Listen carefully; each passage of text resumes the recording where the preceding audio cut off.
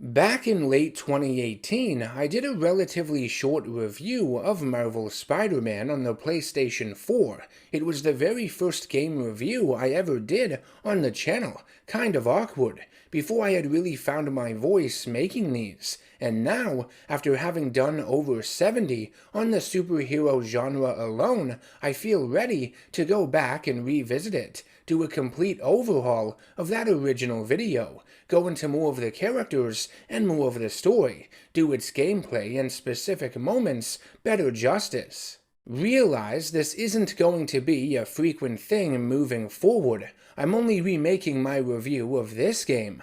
I'm happy with all of the other ones I've done, even if a few of them are older and made when my video editing skills were more primitive than they are now. I just want a chance to lift my review of Marvel's Spider-Man up to the same level of quality as my reviews of its DLC, The City That Never Sleeps, as well as its spin-off sequel, Miles Morales. Also, above all else, I'll be looking at its direct sequel, the recently released Spider-Man 2, in a few weeks. I feel in order to dive deep into that story, I have to first dive deeper into this one. It will only make my review of Spider-Man 2 stronger when it does ultimately come out. That's my aim at least. As is the case with all of my reviews, I will be going into heavy spoilers. It wouldn't be fun or meaningful to me to make these videos otherwise. I know some people out there hate hearing about the Batman Arkham series, how every superhero video game released is compared to them in some way, shape, or form, so I'll try to keep this brief, but it's important to recognize and understand their immense influence on the genre.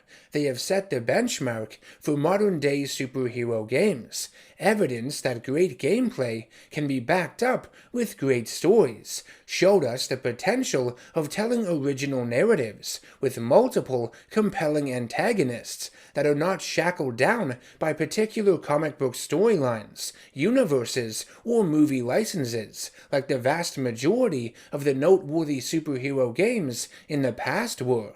Following the initial release and eventual conclusion of the Arkham franchise, I was waiting for a Spider-Man equivalent to manifest itself. Second only to Batman, Spider-Man has one of the greatest mythologies and rogues galleries in all of comics, ripe for an original, never-before-seen take on it. Between the year 2000 and 2014, all 3D Spider-Man games had been published by Activision.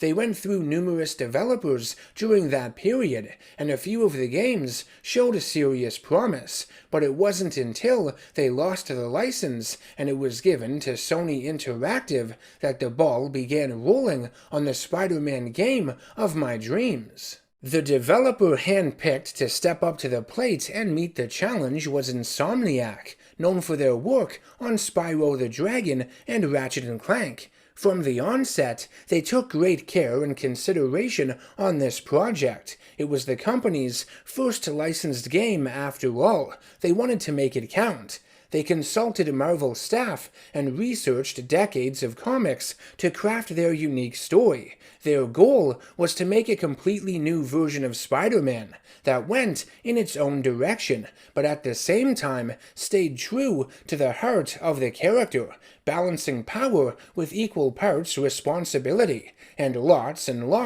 of heart-wrenching tragedy and personal conflict.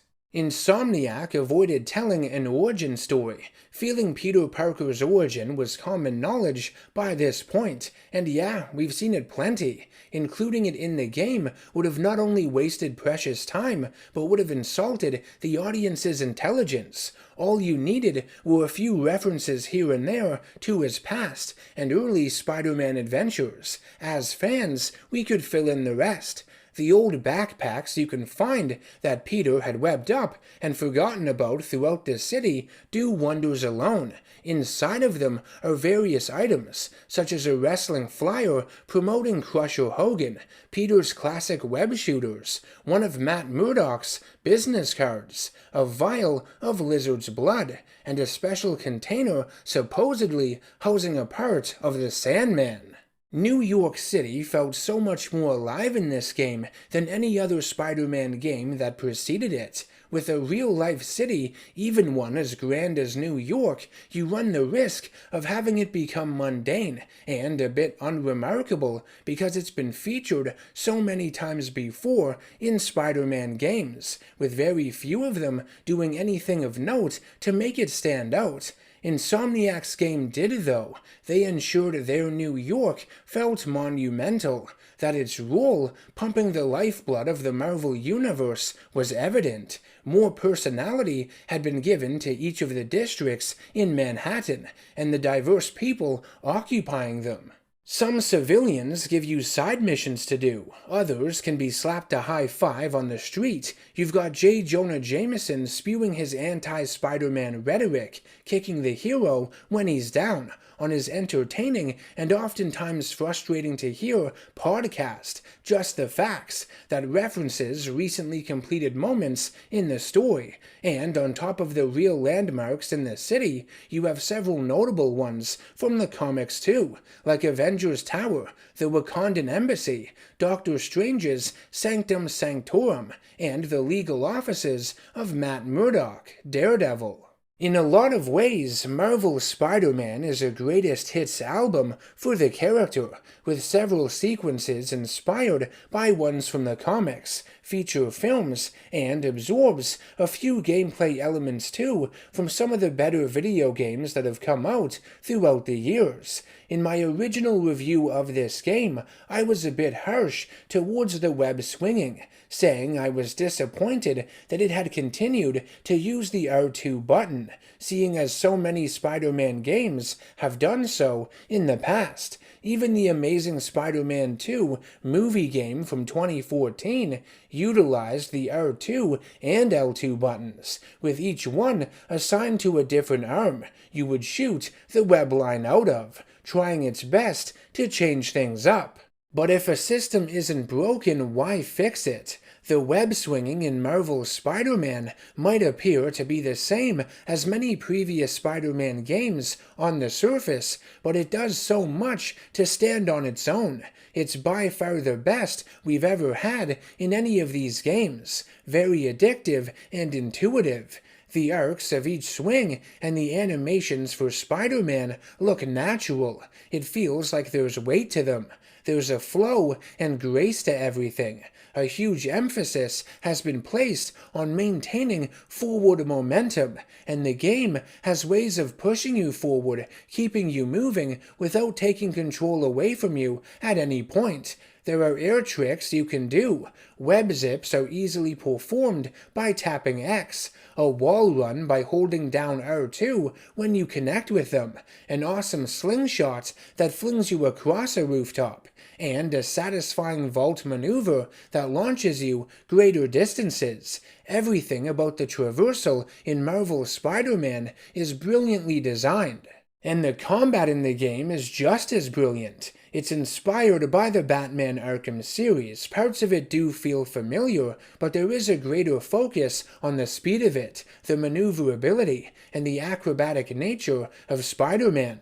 There are light and strong strikes, ways to slide under enemies and attack them from behind, knock them into the air for juggling attacks and web throws, the use of rapid-fire web shots to temporarily stun criminals or permanently stick them to the ground and walls if enough web fluid is used, and of course, many takedown animations which have become a staple of the genre thanks mostly to the Arkham titles.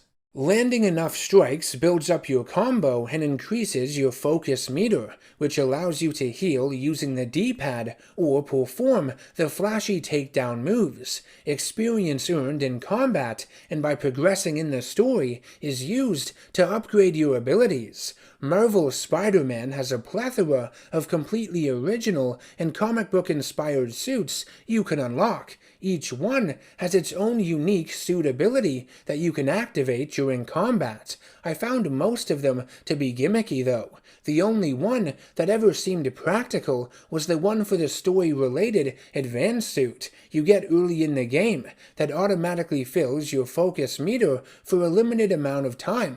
It made healing and doing takedowns takedowns much easier. Spider-Man has several gadgets in this game he can use against enemies, different levels of web blasts that can knock several enemies down at once or hurl them into nearby walls and bind them. Electric webbing electrifies enemies, stunning them and those close to them. The suspension matrix lifts and holds a bunch of them up in the air for a short while, and you can send out a spider drone that automatically targets and attacks enemies. Honestly, most of these I rarely used unless a specific challenge required me to do so or something. I preferred it when they had an application in the story, like the electric webbing being used to turn off power for example, and get past hazards, though a few of them, mainly the trip mine, was one of my go-tos in the stealth sections. It could be attached to walls, the ground, or environmental objects. When they detect enemies walking through their sensor, they fire a single web line out and incapacitate them. The stealth sequences in Marvel's Spider-Man are a lot of fun. Again, they feel familiar having played the Batman Arkham games, but they have a flavor all their own. You can do a variety of perch takedowns and silent web strikes. Using your spider sense, you can tell when it's dangerous or safe to take out enemies, if any of the other ones will spot you. It might seem like the game is holding your hand with this, but it's meant to keep the action in them fast. Most times, they dissolve into, or are followed up by, a combat encounter anyways. In this way, they feel a bit more dynamic and transformative than the ones in the Arkham series do, at least those earlier games. The stealth and combat sections were always distinctly separate in them.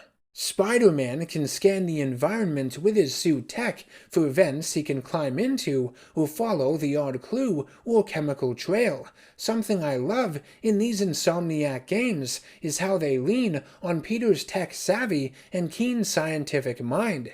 Every gadget he uses, especially his suit, has been solely designed and constructed by him, developed and improved over many years. His tech-heavy suit in these games clearly draws inspiration from the one in the MCU. Some reviews have criticized the project minigames you do throughout the story and a few of the side missions involving the reattachment of circuit pieces, using their plus and minus numbers to match the required voltage, or the spectrograph ones that have you analyzing various substances, overlapping lines to create patterns. As needless and gimmicky as they are, I love their inclusion. Then again, I'm also someone who loves doing puzzles. I think they add a lot to the game, provide a mental challenge for the player, help break up, and add variety to the rest of the gameplay. I have a lot more to say about certain moments and characters in Marvel's Spider-Man, so let's move to the meat and potatoes of everything, the story. It was written by a team of writers led by John Paquette. Others included Ben Arfman, Kelsey Beecham, and additional elements were provided by comic book writers Christos Gage and Dan Slott, who had co-written issues of The Amazing Spider-Man together, as well as a few issues of its continuation series, Superior Spider-Man, in the 2010s. All of the talented people who worked on the story of this game should be applauded. In my opinion, while it does take a while to really get going, Marvel's Spider-Man has one of the best scripts in any superhero game, especially in regards to its primary villain and his relationship with the hero. It may very well be the best version of the character we've ever seen, spanning all forms of media, even the source comics, but I'm getting ahead of myself, like I often do.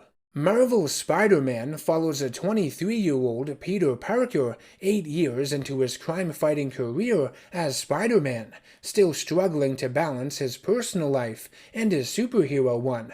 At the start of the game, Spidey makes his way to Fisk Tower to help out in a police raid.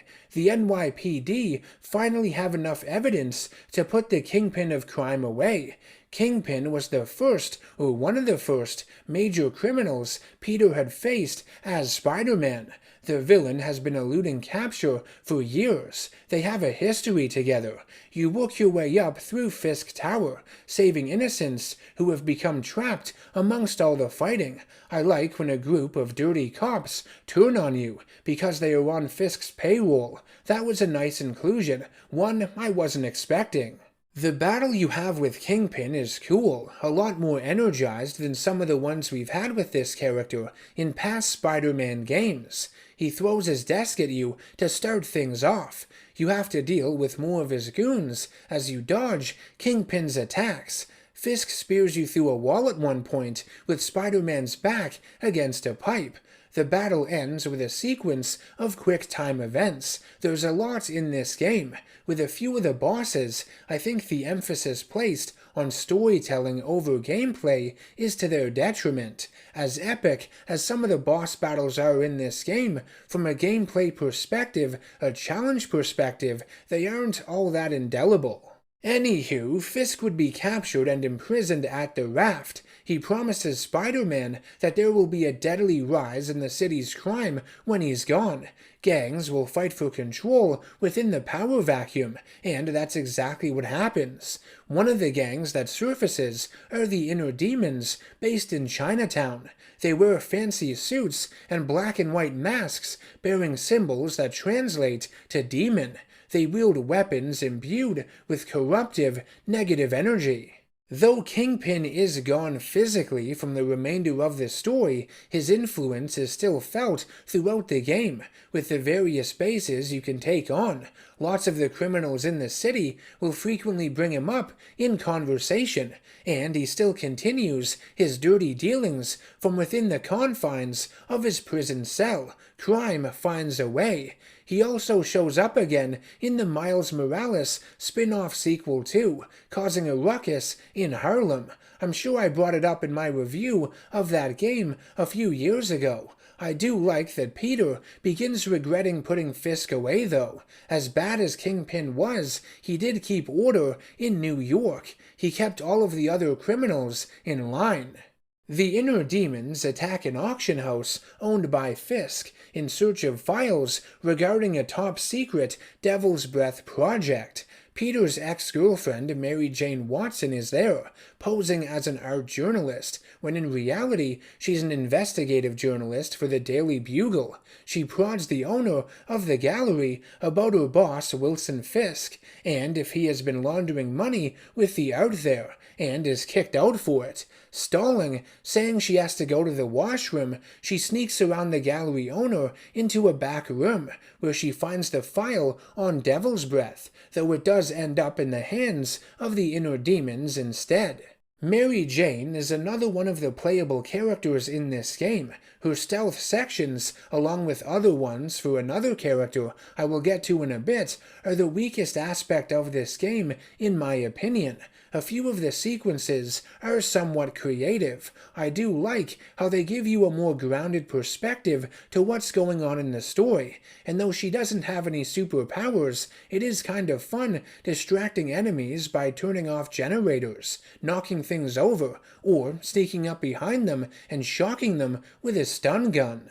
These stealth sequences aren't terrible, but they're starting to become a lot more common in video games. Very predictable, and I don't think they improve this one in any significant way. All of the story context in them could easily be covered with a simple cutscene. Some of them feel overly long to pad out the narrative. They bring the game's pacing down, and they take focus away from Spider-Man, that power fantasy, and the main reason you bought this game to begin with. One of MJ's stealth sections in Grand Central Station has you choosing which enemies Spider-Man is going to take out. It's a cruel tease. Playing as Spider-Man would have been far more engaging here. I have mixed feelings about the characterization of MJ in this game. As cute as a lot of the scenes she and Peter share throughout the game are, and as strong as the chemistry they have on screen is, I find her to be very stereotypical, which seems to be the exact opposite of what Insomniac intended for her. MJ and Peter had broken up months before the start of the game because he had been overprotective towards her, but her headstrong attitude and journalist job have her getting purposefully stuck in these life-threatening situations that Peter has to save her from anyways. When he does, she gets angry at him. Near the end of the game, she even jumps off a building to escape capture, expecting Peter to essentially stop what he's doing to catch her. Insomniac made MJ tougher and more self-reliant in this game than the character had been before in a lot of ways, but at the same time, she's more dependent on Spider-Man than ever, stubborn and hypocritical, also kinda cocky that she has a superhero in her back pocket and takes their abilities for granted.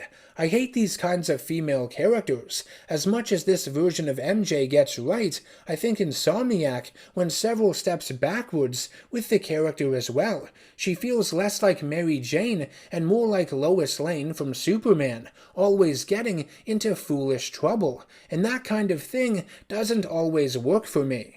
Peter and MJ would decide to team up to investigate the demons. Doing so brings the two closer together, rekindling their failed relationship by the end of the story. Peter volunteers at a homeless shelter named Feast, where his Aunt May also works. He speaks with its owner and director, Martin Lee, regarding one of the demon masks snagged at the art gallery. Lee would tell Peter about its origins and warn him about the dangers behind it. He asks that he not investigate it any further. Martin Lee is of course revealed to be the leader of the inner demons, known as Mr. Negative. Much like Professor Pig from Batman Arkham Knight, I didn't know this character existed until the release of Marvel's Spider-Man. I usually read older comics, and this character debuted in the late 2000s, making him, for all intents and purposes, rather new. Interestingly, he debuted the same year Professor Pig did, 2007. I think Mr. Negative is adapted quite well in Marvel's Spider-Man. He's one of the stronger and more interesting villains this game features, acting as its secondary antagonist. Like I would have mentioned in my supervillain breakdown of the character a few years ago, I like his appearance resembling a black and white photographic negative. His corrupting touch is a unique obstacle for Spider-Man in the story. Not only can he use it to create human distractions, but he also tries to corrupt Peter numerous times, entering his soul and playing mind games with him, leading to some pretty stunning visuals. Mr. Negative also has my favorite boss battle in the game, where you take on him wielding a sword, several negative energy constructs, and the physicalized form of a demon, which represents all of the evil inside of him. I haven't read too many of the comics using Mr. Negative, but I love how the game goes into the theme of balance with the character, how Martin Lee uses his vast wealth to fund Feast, providing food, shelter, and job opportunities for the homeless community in the city. He gives back as much as he possibly can, and I really wish there were more places like Feast in real life, funded by the richest among us. They have the most to give, and the ones who can make real change. When Lee leaves May in charge of Feast while he's absent doing bad guy stuff, he calls it the best part of him, and you feel the truth in his voice when he says it. Stephen O. Young's performance as Mr. Negative is phenomenal. The reason Lee is so incredibly selfless is because he has to counter the darkness deep within him. His two halves must remain separate and not interfere with the other in order to remain balanced. But there is a constant internal struggle going on. He becomes very intimidating, unpredictable. Before I continue on with the main plot, I want to discuss the side missions as well as the additional supervillains included in the game. When I first played Marvel's Spider-Man, I was more or less disappointed by them. I found the vast majority of the side missions to be uninteresting.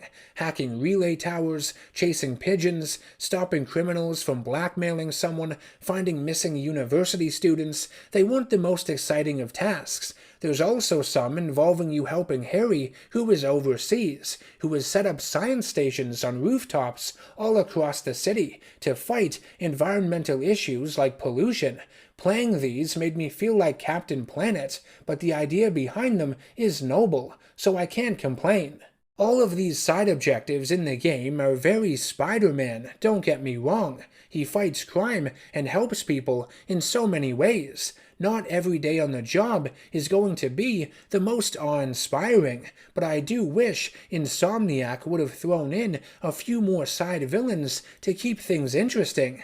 This is one aspect the Batman Arkham games have an abundance of, villain characters. Many were expanded upon in greater detail than a lot of them had been before in video games, given a chance to shine for the very first time, and from the major villains to the minor villains, most felt meaningful and added to the overarching story that was going on in the games.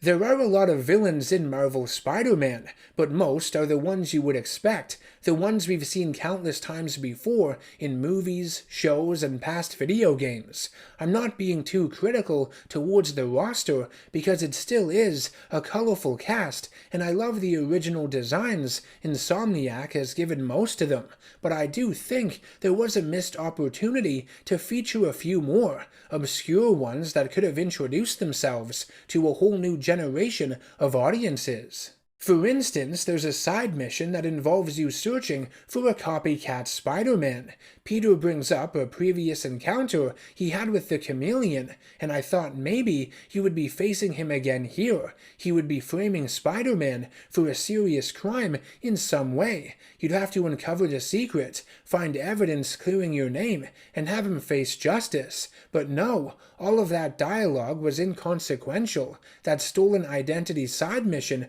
would have been elevated so much more if Chameleon had actually made an appearance. Without it, it makes the whole thing and the reference to Chameleon feel mundane. But now, let's run through all of the side villains and my opinions on them. I love this game's depiction of Tombstone. I like how he's been turned from a crime boss, like many of his previous appearances, into a ruthless biker who leads a gang and operates a chop shop called Pale Horse Rides. The explanation they have for his near invulnerability is great, and his men begin using inhalers that administer the same chemical compound that transformed Tombstone, giving them temporary invulnerability. The only way to stun them for strikes is by throwing objects at them, which can be, hilariously, their own motorcycles. Tombstone has one of the strongest boss encounters in the game, especially from the side villains, most of which being lackluster or non-existent. Spider-Man is able to formulate a drug which gets rid of Tombstone's invulnerability to defeat him, but the webhead knows his powers will return eventually. Taskmaster is in the game and gives you a series of challenges to do all over the city. They involve earning points and medals through combat, bomb disarming, stealth sequences without being detected, and following drones, swinging through the markers they create. Taskmaster is testing Spider-Man's abilities, learning to use his skills, and closely monitoring him for his employer, which I assume is either SHIELD or AIM. Both make sense. You fight Taskmaster a couple times as you succeed against his challenges. He ambushes you, uses a laser sword, easily dodges your web shots, and copies a few of your own combat moves with his photographic reflexes. On harder difficulties, fighting him can be quite strenuous. Screwball is a bit of a standout to me. She was another one I had never heard about before playing this game. In the main story, she appears in a very short sequence, acting as a quick distraction, having you perform a series of tasks like lining up and scanning big QR codes on the sides of buildings, disarming explosives, and putting the beat down on some of her hired goons before she's revealed to be the hostage you thought you were saving, doing it all for online likes, comments, and subscribers. A lot of people find this character annoying and throw her to the wayside, but I think they're missing the whole point behind her. If you've seen my breakdown video on Screwball, you would know that I find the idea behind her to be ingenious. She's the kind of villain current generations would become if superheroes were real. In this day and age, with the internet and social media growing ever more prominent in society, people are constantly finding ways to exploit others for their own monetary gain. We see it every day. Screwball has quickly become one of the most realistic and morally disgusting villains in Spider-Man's entire rogues gallery. She's an annoying villain, sure, but you can't deny her effectiveness as one. Her actions and motivations are easily detestable. And last but not least, we've got our old buddy Padded Pete, the Shocker. It wouldn't really be a Spider-Man game without him, could it? I love the new costume and mask they give him. He looks more modernized and intimidating. I also like that he pops up a couple times throughout the game. The first sequence has you chasing him, which is really different and unique. He's one of the last villains you'd think to chase after, but that's what makes it so refreshing. He ends up getting captured and imprisoned, but is broken out by the inner demons, and you have to battle him in a bank. I like the cutscene that plays beforehand, with Spider-Man closing the vault door on them, thinking he has Herman trapped, only for him to use his vibro smashers and Spidey's body as a handy door opener. Alright, back to the meat and potatoes. Mr. Negative's inner demons would continue attacking several Fisk properties. Spider-Man would meet up with police officer Jefferson Davis, and the two would investigate a shipyard. The demons are there stealing weapons. A fight ensues, as well as a chase with a truck that collides with an innocent tanker, as Spidey is desperately trying to pull the tanker up before it gets struck by an oncoming train. The demons try to run him down in their truck, only for Davis to save the day, crashing his patrol car into it just in the nick of time. It's a badass moment, magnified of course with the use of slow-mo. Davis is the kind of hero anyone should aspire to be, selfless and unwavering in the face of danger. He goes above and beyond without the need of superhuman abilities. His son Miles looks up to him with great admiration and respect. He tells Miles that heroes are only people that never give up, and it's true. That takes more strength than anything in this unforgiving world. Davis would be honored for his heroism with a medal during a re-election rally at City Hall for Mayor Norman Osborn, a PR move. Mr. Negative and his demons would attack the rally. Two of them are suicide bombers, one detonating himself in the center of the street and the other standing next to the podium. While trying to save even more lives, Davis, along with countless others, are killed in the explosion. Peter was in attendance and would be knocked unconscious. Miles and Peter would be dragged from the blast site and laid down beside one another like kindred spirits. Miles would awaken and run back into the ruins of the rally in search of his father, but he was too late. Nothing more could have been done. A week later, a funeral is held. Peter tries to comfort Miles by saying he knows how he feels, but of course, Miles doesn't want to hear it. Poor kid.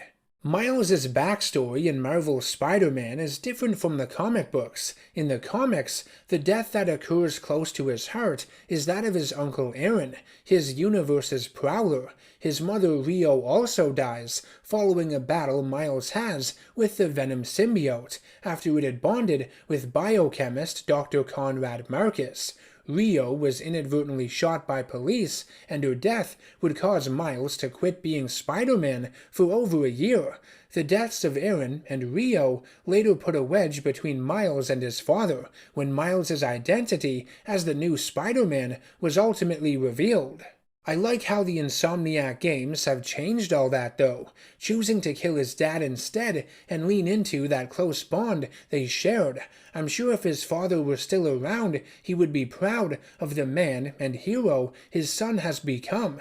Jefferson plays the role of Miles's Uncle Ben in a lot of ways, someone he deeply respected, loved, and one who instilled in him a strong moral, in this case to never give up. Like the Miles Morales Spider-Man as a whole, I like that his backstory draws from what had come before with the original Spider-Man, paying homage to it, but forging its own path and providing a unique spin to it as well. Miles would end up volunteering at the Feast shelter at the behest of Peter, and the two would become close friends, planting the seeds for their crime-fighting partnership later. I like when Peter saves Miles from some thugs and teaches the kid how to throw a punch, and then Miles would return the favor when the Feast sister location catches fire and Peter has to be saved by Miles himself.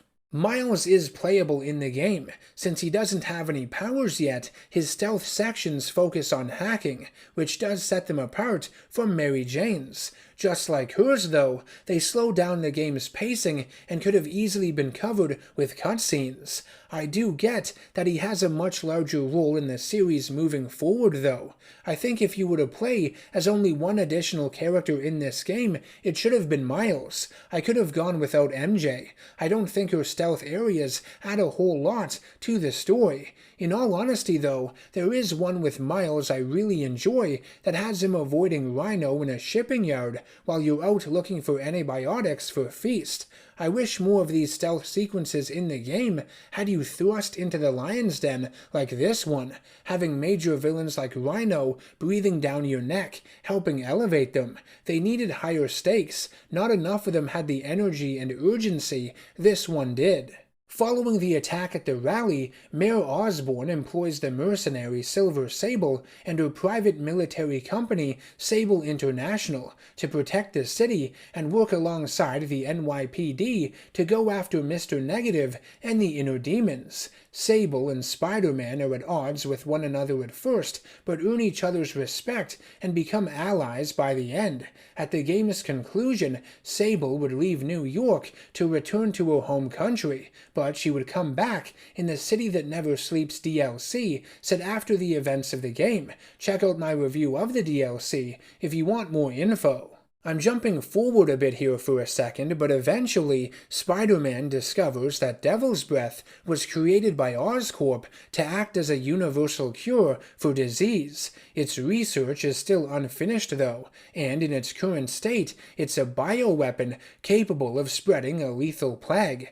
MJ would infiltrate Mayor Osborn's penthouse in search of an antidote for it that Oscorp has been working on, and it's here where she uncovers the truth about Harry's trip to Europe. He was actually terminally ill with the same condition his mom had died from.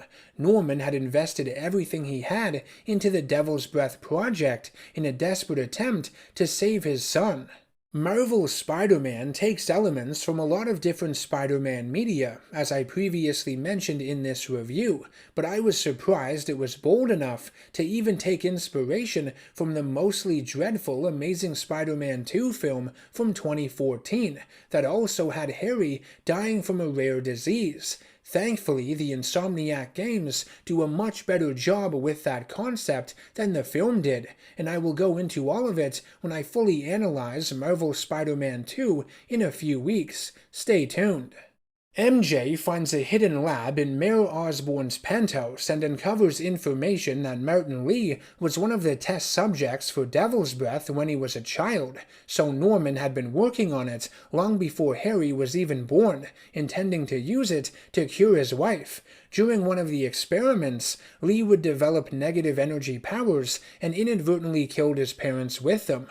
Blaming Osborn for their deaths, he has spent his whole life planning his revenge. Mr. Negative would steal the Devil's Breath and attempt to release it in Grand Central Station. Spider-Man arrives and stops him, having him incarcerated at the raft. The battle you have with Mr. Negative here is really cool, but basically just has you timing button presses to match his attack animations. The second fight you have with him later on is a million times better. Okay, so now let's move on to the real excitement of this video for me. Let's discuss the main antagonist of Marvel's Spider-Man, Doctor Octopus. Prior to the game's release, I don't think Insomniac showed anything of this character in the marketing. There were teases that another villain may be behind the scenes pulling the strings, but none of us really knew who it was going to be to a certainty. We could only speculate, but it was a pleasant surprise when Otto Octavius popped up in this story. His identity is even covered up for a short while at the beginning. Scarecrow has always been my favorite Batman villain, and what was done with him from a design standpoint, a performance standpoint, in 2015's Arkham Knight will always be legendary. I bring him up because to me, he is one of the most memorable villain portrayals we've ever had in superhero video games. I'd go so far in saying he's one of the most memorable we've had in any form of superhero medium. As biased as I am towards the character, I can say without a shadow of a doubt that Doctor Octopus in Marvel's Spider-Man is the best written villain in any superhero game. I think it might be the best version of Doctor Octopus we've had outside the comic books. Hell, it's better than most, if not all, of his appearances in the comic books.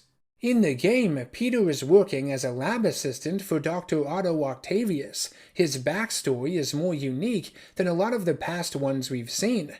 The first glimpse we get of him is a brilliant visual foreshadowing to his transformation. It's also a callback to 2004's Spider-Man 2, with a miscalculation occurring and Peter being forced to unplug the power source.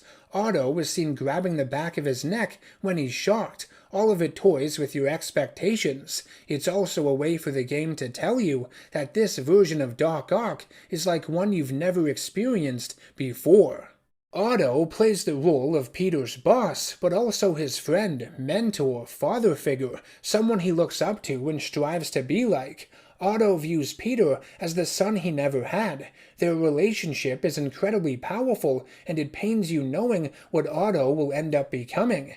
He uses his intellectual gifts for selfless reasons, designing new artificial limb technology for amputees. But as the story progresses, you sense there's a darker side to Otto. He's frustrated that his genius constantly goes unrecognized, underappreciated, and he gets underhanded by others every step of the way, mainly his old business partner, Norman Osborn. We learn that Oscorp had actually been a joint venture between Osborn and Octavius, but Otto left the company to start his own due to ethical differences. Norman would cut Otto's funding and his scientists would seize most of his research, claiming his experiments are a threat to the city. Otto would tell Peter he suffers from a neurological disorder and that his motor skills would begin failing him within a year.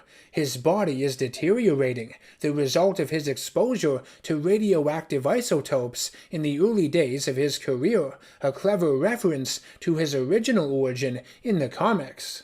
You get a strong sense of Otto's desperation as the story unfolds. His physical shell is failing him, but his mind is as bright and limitless as ever. He feels defeated, and the thought of not achieving enough, not doing enough with his life and genius eats away at him.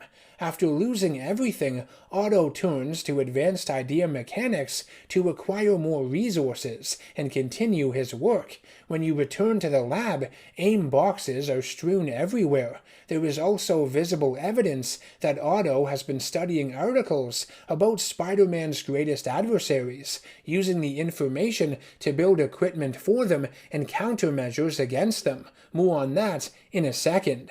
Otto would switch the focus of his experiments from simple limb replacement to physical enhancement, giving people increased strength and speed, making them essentially superhuman. He wants them to gain superiority over the mortal coils they have been stuck with.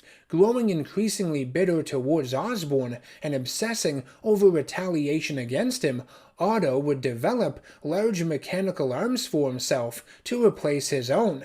They are controlled by a neural implant that Peter has reason to believe has been negatively affecting Otto's mind, altering his personality. Peter would become extremely guilty over the fact that he helped Otto perfect this neural interface, turning him into a monster. There's a sequence where you go up against Scorpion and have to cure yourself of the poison he had injected you with. While Peter hallucinates, you not only see the city flooded with green toxin and can't touch the ground, a subtle nod to the toxic gas Doc Ock released in the PS1 game from 2000, but Peter sees visions of Otto who blames him for what happened, questions their friendship, and wonders if Peter had even cared for him at all. Peter would warn Otto about the effects the neural implant could have on his precious mind, and Otto listens to him, thanking him and seemingly shutting it off for good. This is the last time the two would have a civil exchange with one another. Once Peter leaves, Otto sees Norman on TV and, infuriated, switches his arms back on and swears that he will have his revenge. Spider-Man would be sent to the raft to subdue an inmate riot. All of his major villains currently imprisoned would be released from their cells. There's a climbing section that has you dodging Electro's attacks, a flashback to Spider-Man 2 on the PS1. That electrified wall in the museum was and still is unforgivably difficult. The released villains, Mr. Negative, Rhino, Vulture, Electro, and Scorpion, would form a new incarnation of the Sinister Six, being led by none other than Otto Octavius. They easily overpower Spider-Man with their greater number, and Doc Ock tells him to not interfere with their plans. He would then steal the Devil's Breath containment unit from police custody and release its contents in Times Square, instantly infecting thousands in the city, including Peter's Aunt May. Something I absolutely love about Marvel's Spider-Man, the best aspect of its depiction of Doctor Octopus in my opinion, is the emphasis it places on him being the smartest supervillain Spider-Man and the city's police force has ever had to deal with. What's terrifying is that he is both intelligent and psychopathic. He's always one step ahead of everyone, and his actions aren't always predictable. His personal relationship with Peter makes Spider-Man even more vulnerable. You question if Peter can achieve victory over him. All of this mirrors the debut of the character in issue number 3 of Amazing Spider-Man from 1963. In the story, Doc Ock was Spider-Man's first true challenge as a hero. Peter almost quit being Spider-Man because he didn't think he could stop him, and the story in this game shares a very similar tone to that. At one point, Octavius sets a trap for Spider-Man within his hideout, like you're a simple pawn in his game, and he's the master planner. Get it? You find out how he had managed to manipulate each of the Sinister Six members into joining up with him. He gave each one exactly what they wanted. He's created a chemical that will free Alexei Sitsevich from his Rhino suit. He offers to wipe clean all of Mac Gargan's criminal records and financial debts. He's found a way to treat the spinal cancer killing Adrian Toomes caused by the power source of his vulture wings. He's modified Electro's gear to move him one step closer to his goal of becoming a being of pure energy. And of course, he's promised Martin Lee revenge against Norman Osborn for killing his parents. What's so captivating about this entire narrative as it pertains to Otto and his transformation into Doctor Octopus is that it leaves the exact moment in which it happened sorta ambiguous. You wonder how long he had been working on his arms in secret behind Peter's back, how long he may have been orchestrating things with the other villains, helping them out. He's been at the mercy of his neurological disorder for quite a while. Long before he told Peter about it, he would have had all the reason in the world to explore other avenues, progress his goals faster. Keep in mind, the neural interface was damaging his brain and influencing his personality. He could have been working on it from the very start and simply stringing Peter along. Following the Sinister Six's breakout from prison and Doc Ock's dastardly release of the Devil's Breath in Times Square, the city falls into utter chaos, with plague cases on the rise. Mayor Osborn declares martial law, and Spider-Man is blamed for what happened. Figures. I love how you round up several of the supervillains in this late phase of the game, with incredibly fun 2-on-1 battles, one versus Electro and Vulture, and another against Scorpion and Rhino. There have been a lot of superhero games that have attempted this sort of thing in the past, but it always felt like the villains were forced to tag in and out with each other, and you were only ever fighting them one at a time, with the other waiting in the wings. Here, you are literally taking on both villains simultaneously. It's non-stop action. You'd think it'd be overwhelming for the player, but it feels natural dodging their attacks. Insomniac ensured you could telegraph them enough. It's also hilarious when you cause the villains to attack each other too. Doc Ock would steal the only known sample of the Devil's Breath antidote. He captures Norman and dangles him off the roof of Oscorp. Otto tries to get him to confess to stealing his company and inventions, but I love how Norman just calls him a failure to his face, one final fuck you. To counter the technology of Otto's tentacles, Peter would build himself an armored suit using the same technology. I've always found the time-lapse showing its creation to be kind of lame. It just cuts between him at a table and drawings of the suit. I wish it showed Peter using more of the lab equipment. It would have been a lot more visually interesting and believable. It makes it look as though he had everything he needed in that one room, which isn't even part of the main lab. Anyways, Peter arrives at Oscorp, saves Norman before he falls to his death, and has a climactic battle with Octavius on top of the building. The boss fight with Doctor Octopus is unfortunately one of the easier ones in the game. Narratively, it's incredibly powerful and emotional, but gameplay-wise, it's extremely disappointing. Always has been to me. You just dodge his attacks and mash the web shot button to stun him and strike. There are parts where you can't touch the rooftop and have to throw projectiles back, but you're really only swinging in circles and waiting. I think it gets even worse when the two of you fall off the building and fight on the side of it. It's made so basic, with simple taps of the attack button and the odd dodge here and there. The whole thing feels more like an interactive cinematic than it does a true boss encounter, like the game is holding your hand throughout the entire sequence. I have to be honest with you, from a gameplay perspective, despite coming out back in 2004, the movie licensed Spider-Man 2 on the PS2 had a far more engaging Doc Ock boss fight at the end. The story context of everything, though, is what saves it. I think Marvel's Spider-Man has one of, if not the, greatest climaxes in superhero game history. The back and forth between Peter and Otto is magnificent, expertly written. Both men are fighting for what they believe in.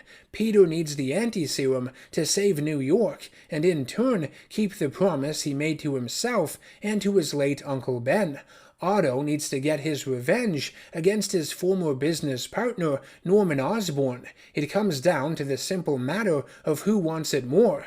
The big revelation is that Otto has known Peter was Spider-Man all along, further demonstrating his keen intellect. Again, you wonder just how long he's known about everything.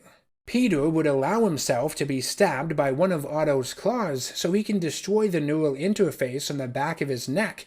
Otto would fall and be defeated with his arms neutralized. Until the very end, he remains manipulative. He tries to convince Peter to work with him again, says he's realized what he's done wrong and that he can fix it all. They can fix it all. Once Peter denies him, Otto has what I can only describe as a temper tantrum. He knows that when he's captured, his arms will be taken from him and he'll be left alone with his useless body. He reminds Peter that he knows his secret and promises to keep it safe, just to play mind games. At this point, Otto is just sick. The Otto Peter knew, respected, is long gone, broken beyond repair. The neural implant has poisoned his once great mind. Otto would be arrested and thrown into a cell at the raft. It's only a matter of time before his neurological disorder overwhelms him. Peter recovers the cure for Devil's Breath from Otto, but it's not enough to save everyone. He needs to give the doctors enough time to reproduce it, which ultimately means his Aunt May will have to die. Aunt May's death here is absolutely soul-crushing. It makes me tear up every goddamn time I beat this game. For starters, she knows that her nephew is Spider-Man. She asks him to take off his mask so she can look at him. With her dying breaths, she tells Peter how proud she is of him, how proud Ben would be for all the good he's done for the city. He knows what he has to do, what has to happen. One life does not equate to many. Everything in Peter's heart is telling him to save May. The sheer intensity of his hesitation when trying to stick that bottle into the IV is insurmountable. It takes every ounce of his strength not to do it. The sequence ends with him breaking down and crying at her bedside. Hands down, this is the saddest thing I've ever experienced in a superhero game. I doubt it will ever be surpassed. It is superheroism in its purest form. It mirrors the death of Uncle Ben. His was caused by Peter's selfishness, though, whereas May died because of his selflessness. A stark and beautiful contrast. When Mary Jane had been inside the secret lab in Osborn's penthouse, she came across several genetically modified spiders. Osborn had been looking to reverse engineer Spider-Man's abilities. One of these spiders would climb onto MJ's jacket and remain there despite her attempts to brush it off, even after she jumps off the building. That's one tenacious little dude. It crawls off of her and hides out at Feast until Miles is there, picking up some boxes, and it bites his hand. Post-game, while Miles is helping Peter move into his new apartment, he shows him that he has been developing spider powers, at which point Peter reveals himself as Spider-Man. I want to thank you all for watching my updated review of Marvel's Spider-Man on the PlayStation 4. It's my favorite Spider-Man game of all time. It's one of the best superhero games ever made. From the innovative web traversal, to the fun combat, to the unique and refreshing interpretations of its characters, from head to toe, this game is simply phenomenal. It has ushered in a new era for the genre. It gets better and better every time I play through it. But I want to hear your thoughts. Share your experiences of this game down in the comments section below, and I will join in on the discussion when and where I can. I will be back to review its sequel in a couple weeks. I'm going to get into the nitty-gritty of it. I'm super excited. If you like the content I create and want to help me grow, think about subscribing, sharing my videos to anyone you know who might enjoy them, and by becoming a producer over on Patreon if you can. Any and all support is appreciated and goes a long way. Until next time, take care of yourselves and always stay nerdy.